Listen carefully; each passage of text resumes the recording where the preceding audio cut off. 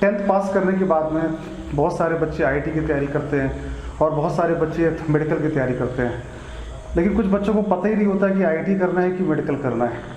तो उनमें से एक बच्ची है हमारे साथ में, तरंग श्रीवास्तव, जो 10th पास करने के बाद में 10th में 97% मार्क्स आए थे। उसके बाद में ये बहुत कन्फ्यूज थी कि इसको करना क्या है। कभी ये आईआईटी सोचती थी, कभी मेडिकल सोचती थी। इसको एक बड़ी कोचिंग ने इसको बोल दिया था कि तू जीवन में कभी आईआईटी नहीं निकाल पाएगी, ऐसा कुछ था। हाँ यस। हाँ, तो ये हमारे पास आई फिर 11th क्लास में, और इनफैक्ट जब 10th क्लास का जो ड्रॉपर बैच चल रहा था, नहीं ड्रॉपर नहीं बोलेंगे, 10th क्लास का एक रिवीजन बैच चल रहा था, उस रिवीजन बैच में आई थी। और जब 11th हमारा स्टार्ट हुआ तो उसमें तरंग ने 5 क्लास बायो की पढ़ी, और कि उसका कॉन्फिडेंस थोड़ा सा, जो उसकी प्रीवियस कोचिंग थी वहाँ से उसका कॉन्फिडेंस थोड़ा सा लूज हो गया था कि इससे मैथमेटिक्स बन नहीं सकता है। yes, लेकिन उसके बाद में ये 5 क्लास बायो की पढ़ी, फिर इसको जो भी लगा हो, फिर ये तुरंत आई मैथ की क्लास पढ़ना चालू किया, और ये आज आपके सामने है ये तरंग श्रीवास्तव, जो भी आईआईटी बीएचयू में जा रही है। हाँ बेटा, आप क्या कहना चाहोगे इस बारे में?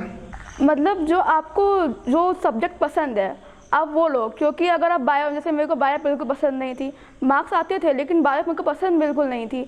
और मैंने सब्जेक्ट जब लगा कि शायद बायो लेना ज़्यादा सही रहेगा किसी भी फैक्टर से, कि यहाँ पर शायद कंपटीशन कम रहता है, मुझे पता नहीं था, लेकिन मेरे को लगा कि बायो लेना शायद ज़्यादा सही रहेगा। लेकिन फिर जब सर ने बताया कि जो चीज़ में आपको इंटरेस्ट है वो चीज़ आपको लेनी चाहिए, अगर फिर बाद में ना पछतावा होगा कि अगर मैं शायद मैथ से लेती तो अच्छा कर लेती। इसलिए जो मतलब जिस चीज़ में आपको इंटरेस्ट है वही चीज़ आपको लेना चाहिए। मैं बोलना चाहूँगा कि ये मैथ लूँ कि बायो लूँ, उस चक्कर में कम से कम उसकी काउंसलिंग 5 बार हुई होगी। वो फेज़ याद है मेरे को, तो याद है वो फेज़, हाँ, स्टार्टिंग फेज़, हाँ, कि डेली सर पापा को लेके बायो लूँ कि मैथ लूँ, बायो लूँ कि मैथ लूँ, ऐसा परेशान रहते थे।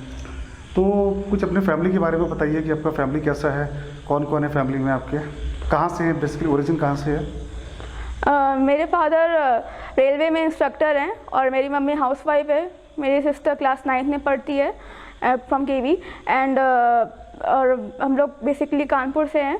अच्छा, आपकी फैमिली में कोई आईआईटीएन था इससे पहले? हाँ, मेरे मामा आईआईटी कानपुर में थे। Okay great. तो वो आपके मतलब बचपन से थोड़ा बहुत एक मोटिवेशन वहाँ से आता था? हाँ। ओके। और मेरे घर में जो भी मतलब मेरे कजिन्स हैं सब अच्छी जगह में ही हैं, कोई मेडिकल MBBS कर रहा है, कोई अच्छे इंजीनियरिंग कॉलेज में, सब अच्छी जगह में ही थे।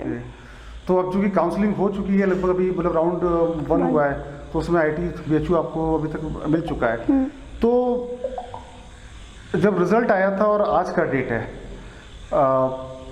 18 जून को अभी रिज़ल्ट आया था, मैं आपको बता दूँ पर सबके लिए, तो वो जो 2 साल की जर्नी रही उसके बारे में क्या कहोगी? कितना अप्स एंड मतलब डाउन रहा आपकी लाइफ में? सर 2 ईयर की जर्नी में जब मैं 11th में गई तो मुझे लगा कि अभी तो थोड़ा बोर्ड्स को साइड में रखते हैं 12th के लिए, बाकी अभी मेन फोकस आईआईटी के लिए करना है।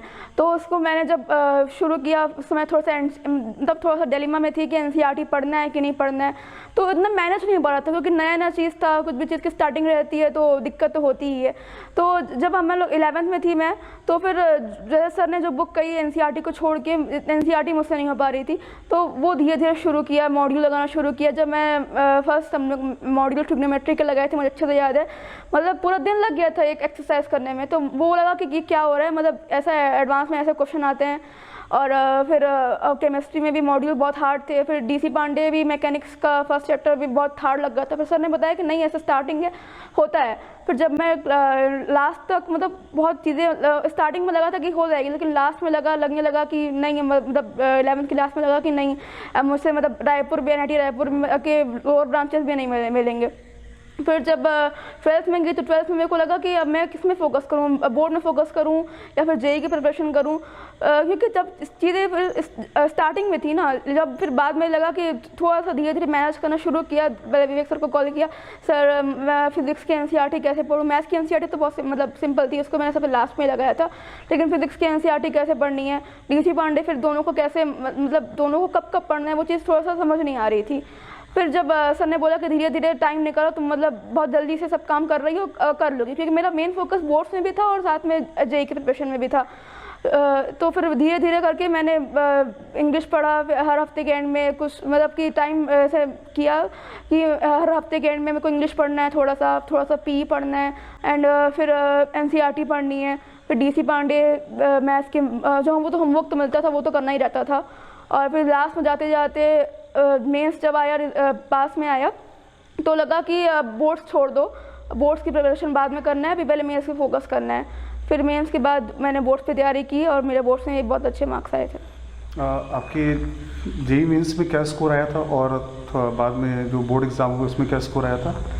सर मेंस में मेरा 25,000 रैंक थी और बोर्ड्स में मेरा 95.8% था। Okay, good. आपको कौन कौन से टीचर ने क्या क्या पढ़ाया है आपको?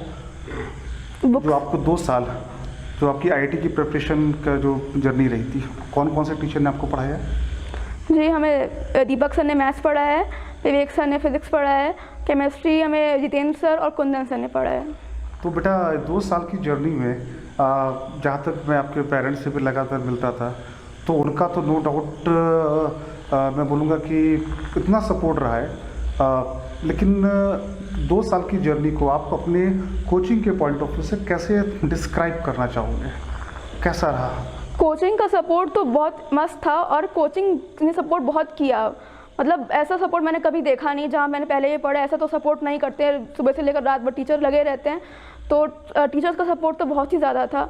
और मटेरियल्स, कोचिंग के मटेरियल्स बहुत अच्छे थे, टेस्ट सीरीज़ बहुत अच्छी थी। और जो कि जब मैं मेंस के पहले जब मैंने मॉक टेस्ट दिए थे तो मेरे को मेरे स्कोर बहुत कम ही रहते थे, मतलब नहीं लगा था कि मेरे मेंस में इतना भी आएगा। फिर जब मेरा रिज़ल्ट आया फर्स्ट अटैम्प्ट तो मेरे को खुशी हुई कि हाँ मेरा इतना कम से कम आ गया है, थोड़ा सा मोटिवेशन फील हुआ। और सर लोग जब भी रात में भी फ़ोन लगाओ, सर फ़ोन उठा के हमें बताते थे कि कैसे कैसे क्या क्या करना है और हमेशा मोटिवेशन दे देते थे। सो 12th में जब स्टार्टिंग में थी केमिस्ट्री, तो केमिस्ट्री में हम लोग सबसे पहले शुरू किए थे ऑर्गेनिक। तो ऑर्गेनिक में मुझे बहुत डाउट आया था, मेरे को कुछ समझ नहीं आ रहा था उसको शुरू कैसे करना है। मैंने यहाँ फ़ोन लगाया, टीचर से बात की, लेकिन मतलब मुझसे क्वेश्चन बन ही नहीं रहे थे, बहुत पैनिक हो जाती थी, मुझे समझ नहीं आ रहा था कि अब मेरे को बोर्ड्स में भी फोकस करना है, मेन पहले बोर्ड्स भी है उसमें स्कोर करना है अच्छा। मेंस तो चलो, जेईई तो छोड़ो, लेकिन बोर्ड्स के बारे में भी करना था कि बोर्ड्स में अच्छा स्कोर करना है। तो एनसीईआरटी में मुझसे नहीं बन रही थी स्टार्टिंग में ऑर्गेनिक की, तो बहुत ज़्यादा वो लग रहा था कि मुझसे ये सब क्या हो रहा है, नहीं बन रहा है मुझे कुछ भी चीज़ें। फिर धीरे धीरे मैंने चैप्टर्स चलते गया, धीरे धीरे मैंने शुरू किया यहाँ, मतलब सर के नोट्स वगैरह अच्छे से याद किया। फिर धीरे धीरे करके मुझे चीज़ें बनने लगी और फिर मुझे जैसा था कि मेरे को सबसे अच्छी केमिस्ट्री में ऑर्गेनिक ही लगने लगी थी। जब भी टेस्ट में क्वेश्चन आते थे तो मैं सोचती थी कि ऑर्गेनिक के क्वेश्चन ज़्यादा से ज़्यादा आए। और फिर मैं मतलब हर बेसिक चीज़ के लिए भी मतलब मुझे बहुत स्ट्रगल करना रहता था। मैंने मतलब आप बुक बहुत कम, ऐसा नहीं है कि बुक बहुत सारा लगाओ, बुक कम ही लगाओ, लेकिन बार बार रिवाइज़ करो उससे चीज़ें मतलब याद रहती हैं। मैंने चीज़ों को करीब 10-15 बार ही रिवाइज़ की थी, मुझे चीज़ें एकदम याद हो गई थी जो भी मैंने पढ़ी थी। और मम्मी का सपोर्ट बहुत ज़्यादा रहा था, रात भर 12-1 बजे तक पढ़ती थी, तो फिर मम्मी जगी रहती थी मेरे साथ और बहुत सपोर्ट की थी। और टेस्ट में तो मेरे मार्क्स हमेशा कम ही आते थे, तो हमेशा लगता था कि 1-2 घंटे लगता था कि मतलब क्या हो रहा है, क्यों मतलब मार्क्स क्यों नहीं आ रहे। मैंने बहुत किए, मार्क्स नहीं आ रहे मेरे। फिर लास्ट में सर ने कहा कि छोड़ दो, मतलब कि मार्क्स नहीं आ रहे, बस सब बोलते थे कि उसको देखो कि कहाँ गलतियाँ हो रही हैं, जो चीज़ें नहीं आ रही है, चीज़ें नहीं मिलती रहेंगी, उसको एकदम दिल में लेकर नहीं बैठना है कि मार्क्स नहीं आ रहा है, बस मार्क्स नहीं आ रहा है, ये चीज़ें दिमाग में रखो और आगे बढ़ते जाओ, और मतलब कभी ना कभी तो मार्क्स आएगा ही। तो आपके नंबर नहीं आते थे कभी? तो ऐसा नहीं होता था कि इतना मेहनत किया, 10-12 घंटा पढ़ा, नंबर नहीं आए तो अब नहीं पढ़ेंगे, अब बस 2 दिन मेरे को आराम चाहिए और मैं परेशान हो गई हूँ, तो ऐसा होता था कि उसके बाद में क्या करते थे आप? उसके बाद जब जैसे टेस्ट हुआ तो फिर आया, मतलब आंसर की मिलाया तो लगा कि नहीं, फिर से नंबर नहीं आया। फिर मतलब लगा कि नहीं, पढ़ाई छोड़ना तो नहीं है, करते जाओ काम, जो भी काम है करते जाओ, धीरे धीरे करने से आ ही जाएगा। तो वही बात है कि इनके नंबर नहीं आए, लेकिन फिर अगले दिन फिर ये 0 से काम चालू करती थी। और एक बात मैं जोड़ना चाहूँगा कि ये बच्ची एकदम फंडामेंटल लेवल से काम करती थी।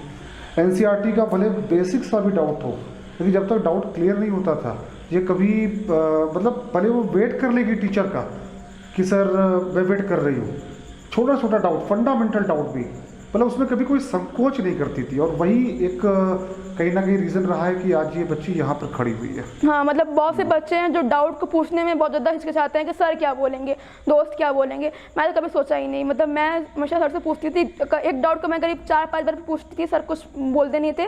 और किसी को भी मतलब हमें ऐसे अपने आप से मतलब करना है कि हमें चीज़ें आ रही हैं कि नहीं आ रही हैं, ताकि दूसरा क्या कहता है, दूसरा थोड़ी ना हमारा एग्ज़ाम देगा। तो जो है आप खुद से मतलब जब तक समझ नहीं आया तब तक पूछते रहो, समझ आएगा एक ना एक दिन। तो आप ये बोलना चाह रही हैं कि अगर आप इतनी मेहनत करके आईआईटी क्रैक कर सकती है तो कोई भी बच्चा अगर वो दिल से चाह ले। हाँ। अच्छा, आईआईटी को सोचने भर से निकल जाता है कि उसके लिए मतलब क्या करना चाहिए, क्योंकि बच्चे तो सभी बोलते हैं मैं आईआईटी निकाल लूँगा, मैं आईआईटी निकाल लूँगा, लेकिन जो एट द लास्ट कितने बच्चे निकालते हैं, बहुत कम निकाल पाते हैं। तो ऐसा क्यों है कि कहते सभी है और निकाल बहुत कम पाते हैं। उस चीज़ को तुमने खुद अपनी क्लास में देखा होगा कि मैं बताना चाहूँगा, इनकी क्लास में कुछ 18 बच्चे थे, उस 18 इनका एक सेपरेट बैच था, उस 18 बैच में ऑलमोस्ट मान लीजिए कि 60% बच्चों ने आईआईटी इनके बैच में क्रैक किया है। तो क्या कहना चाहोगे कि सभी बच्चे कोचिंग आते हैं मेरे को आईआईटी निकालनी है, लेकिन बहुत कम क्यों निकाल पाते हैं? क्या वो बच्चे मतलब उनसे कहाँ गलतियाँ होती हैं? गलतियाँ यही होती है कि वो कंसिस्टेंट नहीं रह पाते हैं। आप भले ही कम पढ़ो लेकिन हर रोज़ पढ़ो। बच्चे होते हैं कि एक समय के बाद पढ़ाई मतलब थोड़ा सा कम कर देते हैं कि मतलब फिर जैसे कि पीयर प्रेशर भी कभी कभी रहता होगा बच्चों का। और लेकिन मैं तो थी जो हमेशा कंसिस्टेंट रहती थी और सोशल मीडिया से हमेशा दूर ही रहती थी। मैं कभी मतलब फ़ोन मैंने कभी चलाया ही नहीं है ज़्यादा। ओके, ये भी एक की फैक्टर रहा है कि हमारे यहाँ के बच्चों ने, हमारे यहाँ पे एक्चुअली मोबाइल हम लोग पहले ही बाहर बच्चों से रखवा लेते हैं, बच्चों के पास केवल कीपैड वाला मोबाइल होता है, तो ये भी एक बहुत बड़ा फैक्टर है कि बच्चों के रिजल्ट्स आते हैं। अच्छा, जो टेस्ट एनालिसिस होते थे उसके बारे में क्या कहोगी? जो टेस्ट एनालिसिस हम लोग यहाँ पे कराते थे बच्चों को, आपके जितने भी एग्ज़ाम होते थे, तो at the end of the day या एंड ऑफ द सेशन जब आपका एग्ज़ाम क्लोज आते थे, तो उस टाइम पे टेस्ट जो आपने पहले एनालिसिस किया होता है वो हेल्प किया कि नहीं किया? हाँ, बहुत हेल्प किया, क्योंकि वो बहुत ऐसे कुछ बच्चे हैं जो उसको करते ही मतलब करके ही उसको बहुत अच्छा स्कोर किए हैं। मैंने तो बहुत और भी चीज़ें की थी, लेकिन कुछ बच्चे हैं उसको करके ही बहुत अच्छा स्कोर किए हैं। तो टेस्ट एनालिसिस बहुत मस्ट है, वो करना ही चाहिए। मतलब चीज़ों को बार बार रिपीट करो और मतलब लास्ट मोमेंट में कभी नई चीज़ें मत करो। मतलब पुरानी चीज़ों पर भी फोकस रखो कि जो चीज़ें आपने की है वो अच्छे से की है कि नहीं की है। रिवाइज अच्छे से करो, 5-6 बार 10 बार। मैं फार्मूला शीट बहुत करीब हर टेस्ट के बाद मैं फार्मूला शीट को रिवाइज करती थी, जो चैप्टर्स मुझसे बनते नहीं थे। तो टाइम लगेगा क्योंकि टेस्ट एनालिसिस बहुत लंबा प्रोसेस होता है, टाइम लगेगा, लेकिन इसका रिजल्ट मिलेगा फिर आपको। अच्छा, कुछ बच्चे ऐसे होते हैं जो टीचर ने कुछ और कह रहा है, बच्चा कुछ और कर रहा है, अपने दोस्तों से उससे सुन के और कहानी, आपने ऐसी बहुत सारी कहानियाँ देखी भी होंगी और मतलब उस चीज़ को फील भी किया होगा। तो नहीं, टीचर कह रहे हैं ठीक है, कुछ दिन फॉलो किया, लेकिन वो फिर अपने ही डरने में आ जाते हैं, मेरा दोस्त ऐसा कर रहा है, ये ऐसा कर रहे हैं तो हम भी ऐसा ही करेंगे। ऐसा होता है, बहुत सारे बच्चे इस चीज़ को करते हैं। हाँ, करते हैं। तो उसका रिजल्ट कैसा रहता है? मतलब आपके बैचमेट में या आपने और जगह पे देखा होगा, तो कैसा रिजल्ट रहता है बच्चों का? नहीं, जैसे टीचर जो कहता है, अगर आपको उस चीज़ समझ नहीं आ रही है तो एक बार सर से जाकर कंसल्ट कर लो कि सर मैं ऐसा कर रही हूँ, ऐसा कर रहा हूँ। जो मतलब कि टीचर्स के मतलब उनको पता है अच्छे से, तो वो अच्छे से बताएंगे ना कि आपका दोस्त। तो मैंने तो जैसे टीचर्स के जो मुझे बुक्स वगैरह बोली, तो मैंने उसी को फॉलो किया, कैसे करना वही सब चीज़ किया। और मतलब जितना चीज़ें बनती हैं कम से कम उतना तो कर लो। अगर चीज़ें नहीं बन रही है समझ लो आपसे, तो सर से जाके बात करो कि सर मुझसे ये बुक नहीं बन रही है। सर बताएंगे कि दूसरी बुक या फिर कुछ और बुक सर बता देते हैं। सर को समझ में आता है कि हम लोग मतलब क्या हमारा लेवल क्या है। हाँ, ओके, थैंक यू तरंग।